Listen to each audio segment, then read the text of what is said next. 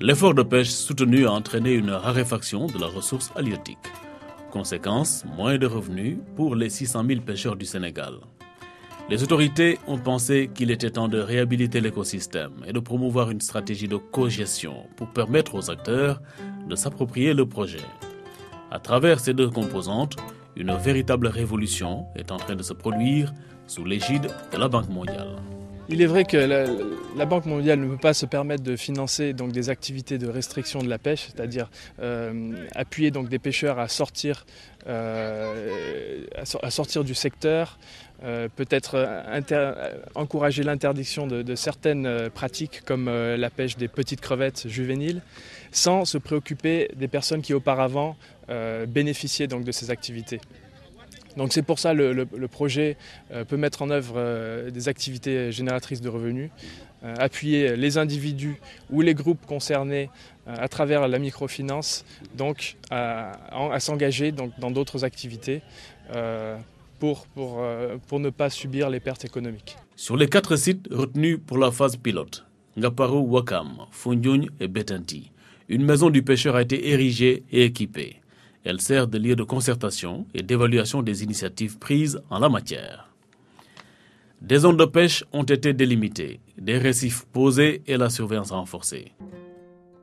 95% des pêcheurs ont accepté le repos biologique pour 1 mois sur ces zones de reproduction.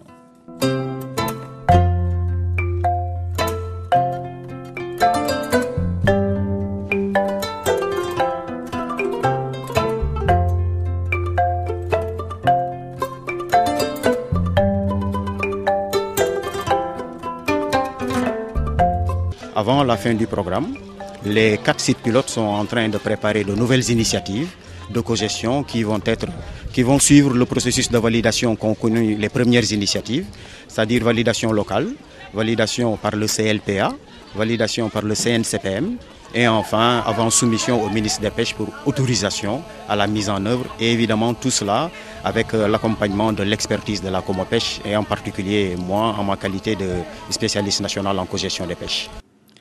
Des mesures d'accompagnement ont été prises, comme la réduction des mailles, la création de quincailleries du pêcheur ou de magasins de stockage. La reconversion s'impose pour réduire l'effort de pêche.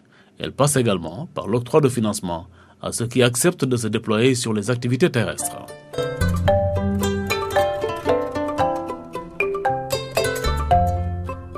Avec cette cogestion plutôt, alors nous nous sentons toujours responsables. Ça nous pousse à mieux nous responsabiliser, à mieux vraiment gérer nos ressources. Quand on dit gestion des ressources, qui dit gestion dit contraintes. C'est pourquoi on a initié des AGR. Les AGR devaient être financés totalement même par le GIRMAC. C'est vrai qu'il y a eu des retards, mais vraiment depuis quelque temps on a vu que ça a démarré. On a eu déjà à construire le magasin de pièces détachées que vous voyez là-bas. Il y a d'autres choses qui doivent venir après les AGR comme les microcrédits. Et je crois que normalement ça devait partir avec le projet.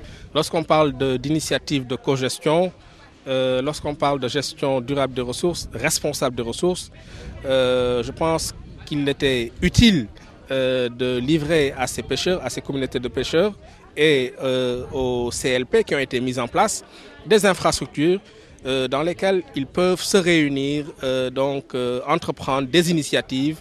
Et donc ça c'est pour le bonheur des 4 sites pilotes du GIRMAC. La Comopêche, à travers le projet GIRMAC, innove, en ce sens qu'il accompagne la dynamique de restauration de la ressource et de la préservation du revenu des acteurs. Elle s'illustre ainsi de fort belle manière comme un instrument efficace de lutte contre la pauvreté.